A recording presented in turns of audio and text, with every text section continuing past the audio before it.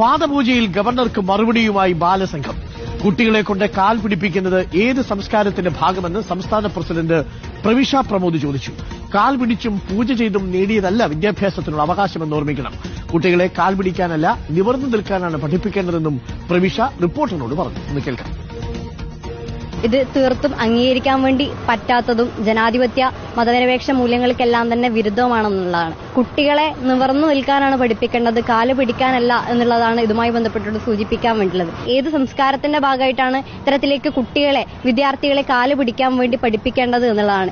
നമ്മളെല്ലാം തന്നെ വിദ്യാഭ്യാസത്തിന്റെ അവകാശം എന്നുള്ളത് പൊരുതി നേടിയിട്ടുള്ളതാണ്. ഒരു കാല് പിടിച്ചോ പൂജ ചെയ്തോ നേടിയതല്ല വിദ്യാഭ്യാസത്തിന് വേണ്ടിയുള്ള അവകാശം എന്നുള്ളത് നമുക്ക് കൃത്യമായി കൊണ്ട് മനസ്സിലാക്കാൻ വേണ്ടി സാധിക്കണം എന്നുള്ളത്. ബാലസംഘത്തിന്റെ സംസ്ഥാന പ്രസിഡന്റ് പ്രവിഷ പ്രമോദ് പറയുന്നത് ഇത് ഏത് സംസ്കാരത്തിന്റെ ഭാഗമാണ്?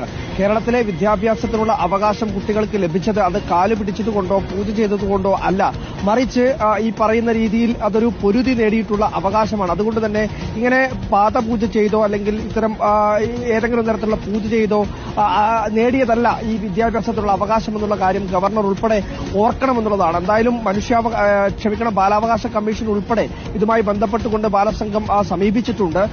ഈ കൃത്യമായ രീതിയിൽ ഇതിനകത്തൊരു ഇടപെടൽ ഉണ്ടാവണമെന്നുള്ളതാണ് ബാലസംഘം പ്രധാനപ്പെട്ട ആവശ്യമായി ബാലാവകാശ കമ്മീഷനോടും സർക്കാരിനോടുമൊക്കെ ആവശ്യപ്പെട്ടതായി മനസ്സിലാക്കാൻ വേണ്ടി കഴിയുന്നത്. എന്തായാലും അങ്ങനെയും ഒരു തലമുറ നമ്മുടെ നാട്ടിൽ വളർന്നു വരുന്നുണ്ട്.